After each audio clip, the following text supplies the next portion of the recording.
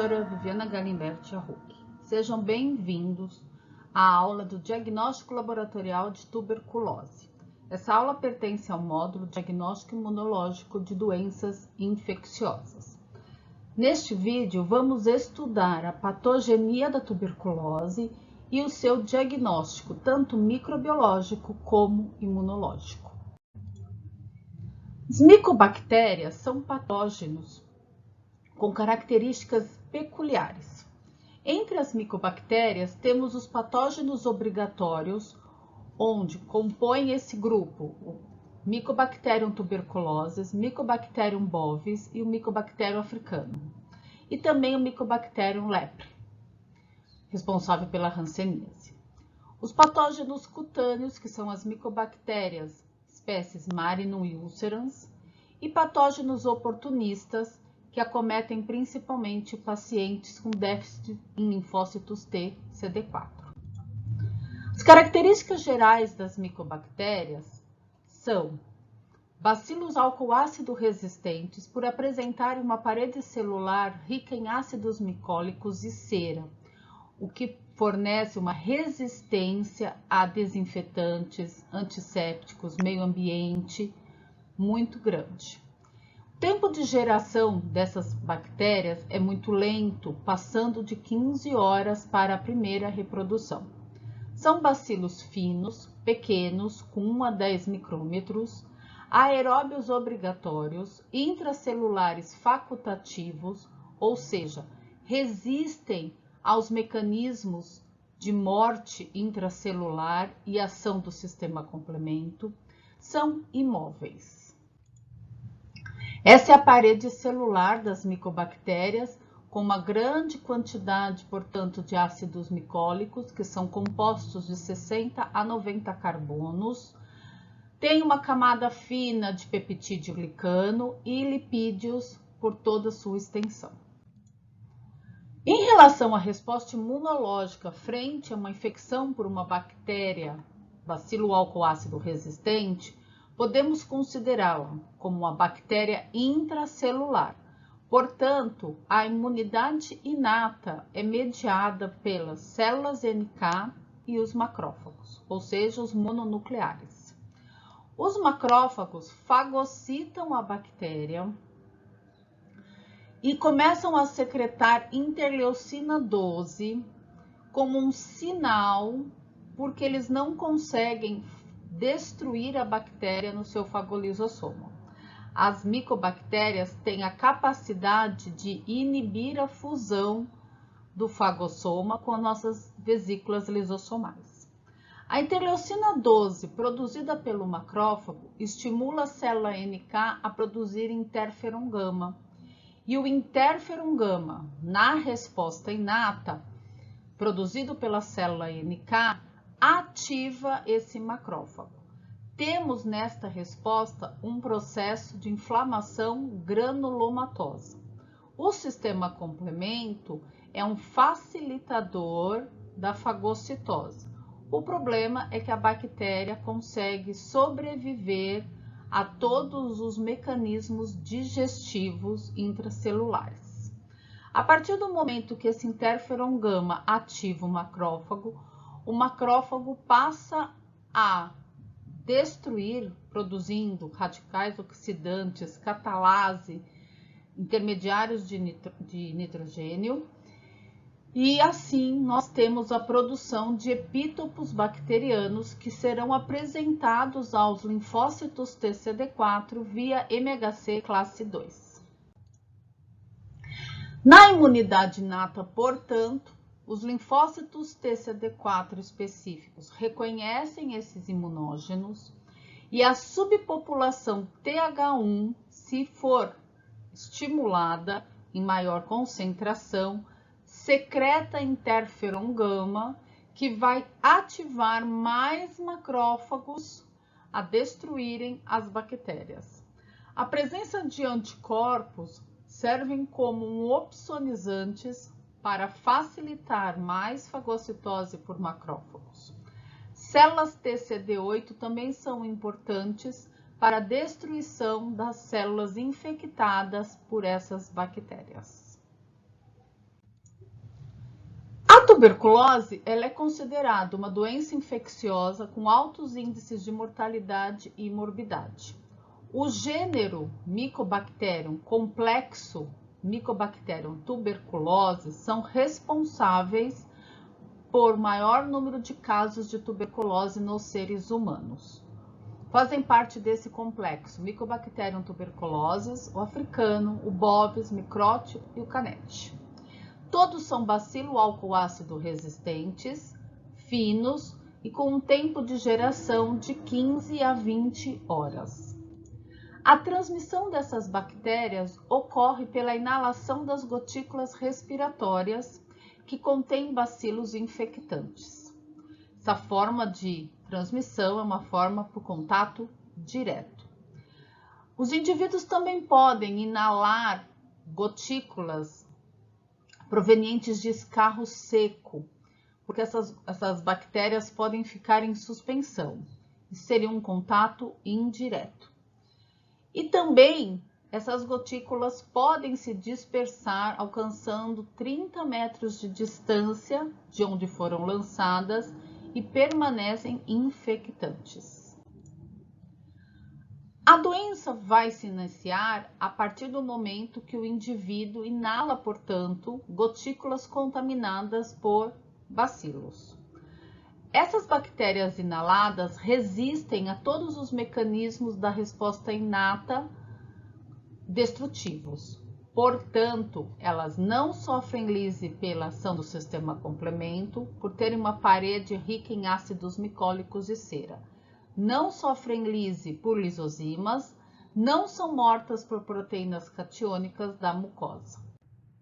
Assim, é formado na resposta inata os granulomas, uma vez que essas bactérias são fagocitadas ou com a ajuda do sistema complemento, que fornece proteínas opsonizantes, ou pelo reconhecimento de pumps bacterianos, e sobrevivem dentro desses macrófagos. Então, vai sendo atraído para esse local vários mononucleares a fim de ativarem o macrófago a fundir o fagossoma com o lisossoma e, portanto, destruir a bactéria. Esse é um dos fatores de virulência da bactéria. Além da sua parede celular rica em ácidos micólicos, também o mecanismo de inibição da fusão do fagolisossoma. A progressão da tuberculose vai depender de fatores do micro-organismo e fatores do hospedeiro. Então, após a infecção, se houve um inóculo pequeno ou a virulência dessas bactérias é baixa e a resposta do indivíduo é uma resposta competente, há uma progressão com a eliminação dessas micobactérias e o indivíduo adquire memória imunológica frente a esses imunógenos. Uma vez que o inóculo ou a virulência são elevados e a resposta imunológica do indivíduo é ineficaz, a progressão da doença tende a ser ineficaz também. Há a formação de um tubérculo, que é caracterizado por um granuloma com necrose caseosa central. Esse granuloma mantém a bactéria latente, porém o indivíduo não desenvolve doença. Após a infecção, se houver a reativação das micobactérias que estavam no granuloma caseoso, ou se o indivíduo sofreu uma imunossupressão de células T, esse granuloma vai se desfazer e ocorre a erosão desse tubérculo. As bactérias, a partir desse momento, são liberadas e o indivíduo torna-se infectante. Na tentativa de eliminar e destruir o bacilo, a resposta imunológica vai produzir cavernas no pulmão, onde estavam os granulomas, e iniciam-se, portanto, os sintomas clínicos da doença. Assim, a maior parte dos indivíduos que entram em contato com essas micobactérias tendem a se curar e apresentam geralmente infecções primárias assintomáticas. 5% dos indivíduos infectados vão ter uma tuberculose de reativação com disseminação da bactéria pelo tecido hematogênico e pela circulação linfática. São considerados fatores predisponentes para a infecção pelas micobactérias os pacientes HIV positivos que apresentam um déficit de linfócitos T e, portanto, é uma das doenças oportunistas que acometem esses indivíduos, ou por uma reativação de um granuloma, um tubérculo que o indivíduo já tinha, ou por novas infecções. Fatores socioeconômicos, a desnutrição, o uso de drogas intravenosas, o alcoolismo, doenças que levem a uma imunossupressão ou um déficit dos linfócitos TCD4, pacientes que fazem uso de corticosteroides ou imunossupressores por tempo prolongado e o contato próximo com pessoas infectadas. Em relação ao diagnóstico laboratorial da tuberculose, nós temos diagnóstico clínico, epidemiológico e por imagem. O diagnóstico microbiológico com a detecção e a identificação do agente etiológico, por baciloscopia e cultura. A prova tuberculínica cutânea, que analisa a resposta celular desse indivíduo. Também são feitos testes moleculares com pesquisa de DNA ou RNA e a sorologia para pesquisa de antígenos, anticorpos e também a quantificação de interferon gama. O diagnóstico clínico mostra tosse persistente há mais de 3 semanas, febre baixa, geralmente ao final do dia, uma vez que as células que reconhecem as micobactérias são os macrófagos, cansaço físico, perda de peso e sudorese noturna. O cansaço e a perda de peso decorrentes da necessidade que a bactéria tem de retirar ferro das nossas hemácias, levando a um quadro sugestivo de uma anemia. O diagnóstico microbiológico é realizado pela baciloscopia, principalmente no material direto, que é o escarro, é um material de escolha, mas não é o único. E pela baciloscopia nós vamos fazer a pesquisa dos bacilos álcool-ácido resistentes através da coloração de Ziel-Nielsen. Essa baciloscopia geralmente é feita 3 dias consecutivos com amostras coletadas de escarro do paciente com suspeita. A cultura também pode ser feita com o escarro ou com qualquer outro material biológico. Materiais que podem ter contaminação com outras bactérias devem sofrer um tratamento digestivo e descontaminante para que essas bactérias não interfiram no crescimento da micobactéria. Materiais biológicos estéreis não precisam passar por esse tratamento prévio.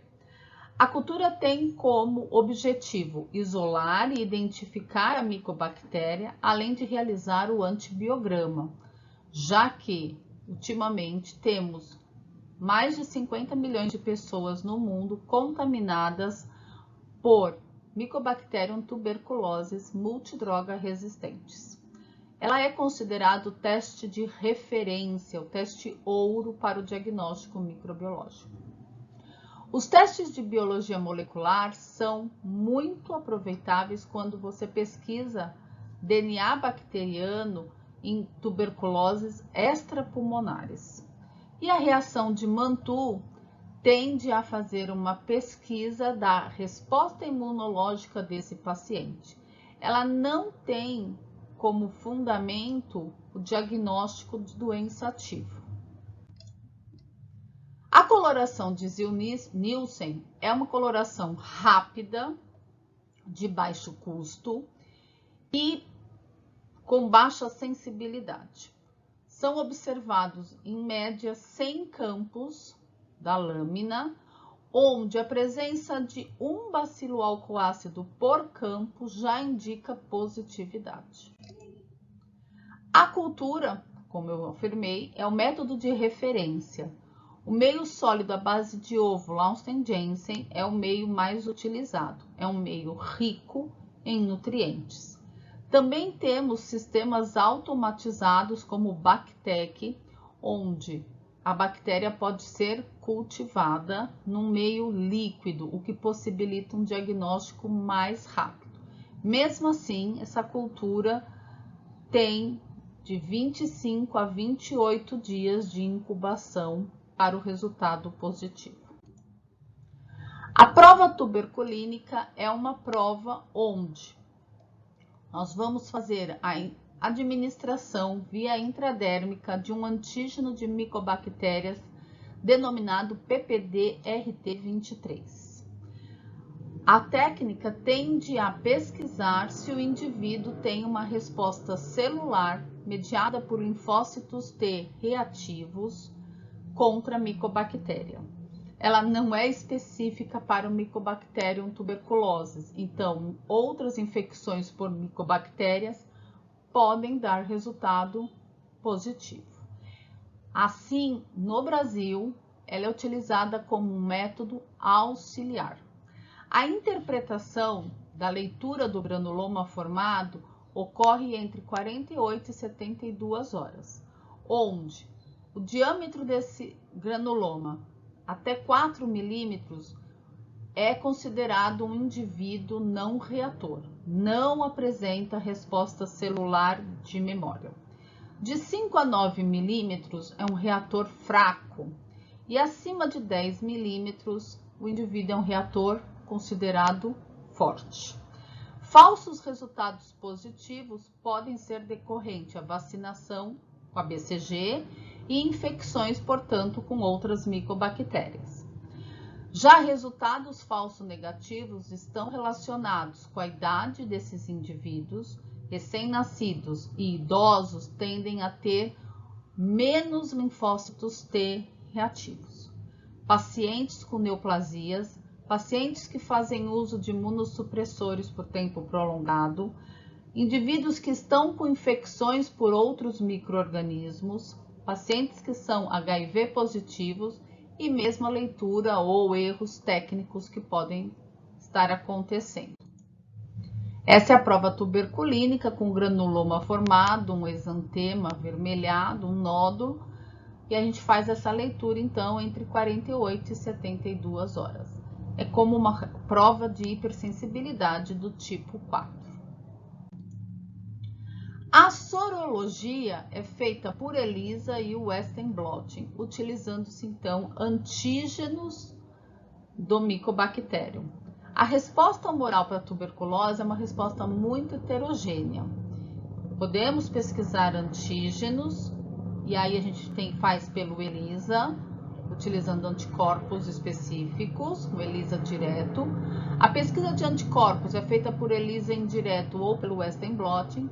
E a pesquisa de citocinas, nós vamos detectar e quantificar a presença de interferon gama, produzido pelos linfócitos T após o estímulo.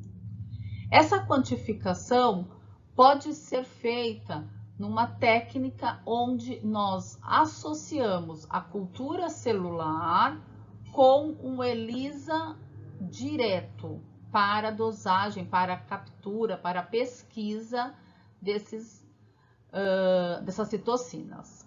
Então, o que é feito? Coletada uma amostra de sangue do paciente. Essa amostra de sangue, ela é centrifugada e são separados os leucócitos desse indivíduo. A partir da separação dos leucócitos, os mononucleares são colocados em cultura numa placa previamente semeada, ou melhor, sensibilizada com anticorpos monoclonais anti-interferon gama.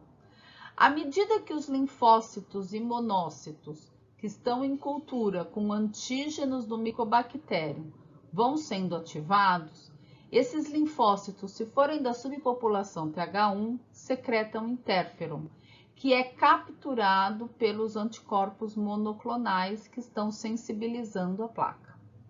Após 24 horas de incubação a 37 graus, os linfócitos, monócitos e antígenos do micobactério são descartados, a placa passa por um ciclo de lavagens e são adicionados anticorpos policlonais contra o interferon gama, previamente marcados com enzima.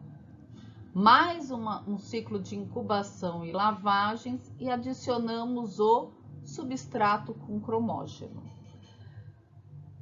À medida que a incubação acaba, é feita uma leitura no fundo da placa, onde tem uma membrana, por isso esse ELISA é um L-spot, onde cada spot, cada manchinha, bolinha detectada significa a ação de uma célula T.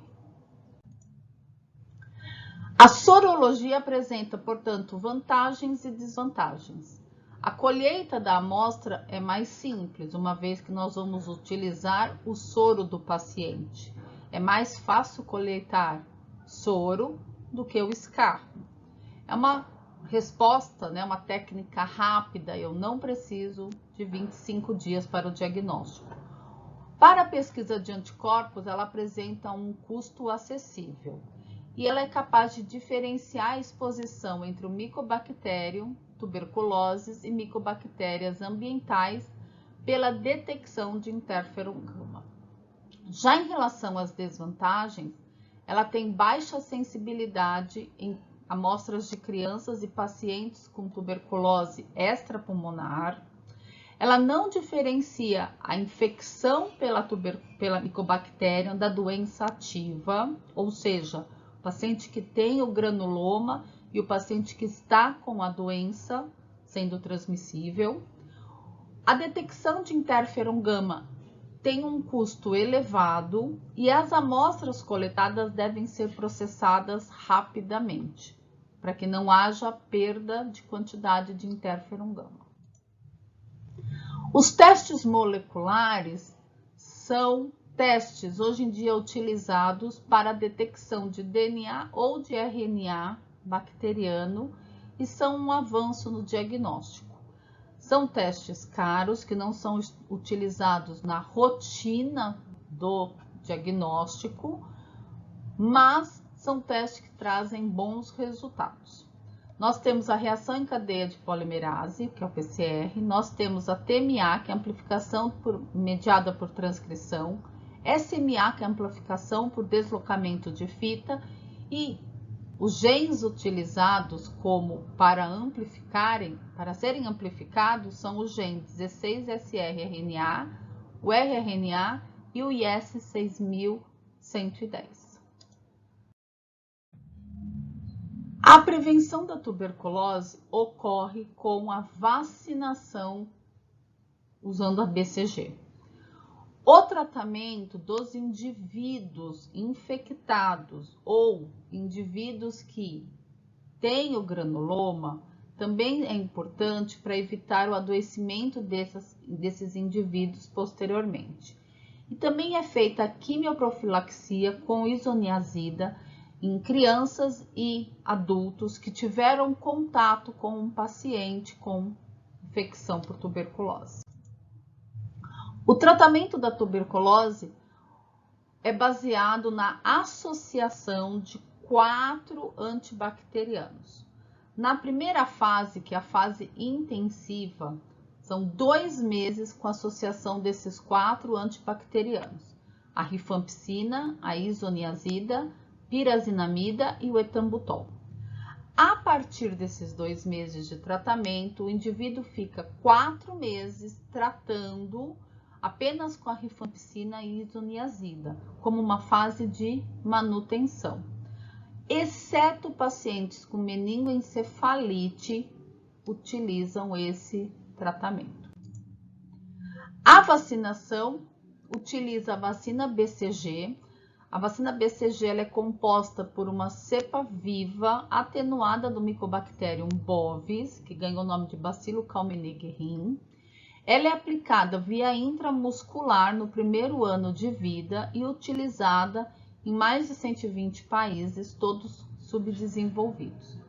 O efeito protetor dessa vacina, que induz uma resposta mediada por células T, CD4 e CD8, tem uma eficácia de 80%. O esquema de vacinação preconizado pelo Programa Nacional de Imunizações indica que todos os recém-nascidos sadios que nasceram em maternidades com peso acima ou igual a 2 quilos, crianças HIV positivas e filhos de mães com AIDS que são PPD negativas e sem sintomas, todos os indivíduos que tiveram contato com um paciente com hanseníase, profissionais da saúde e militares que são não reatores na reação de Mantoux e a população indígena devem receber a vacina. Em especial, quando a suspeita de um paciente com hanseníase e essa pessoa teve contato, são aplicadas 2 doses da vacina. São contraindicados, segundo o Programa Nacional de Imunização, que recebam a vacina recém-nascidos com peso inferior a 2 quilos, indivíduos que apresentem afecções, lesões dermatológicas no local da vacina ou generalizada, indivíduos imunodeprimidos, pacientes HIV positivos, adultos com ou sem sintomas e indivíduos que apresentem imunodeficiência congênita, em especial de linfócitos T ou da produção de citocinas. Essas são as nossas referências. Muito obrigada.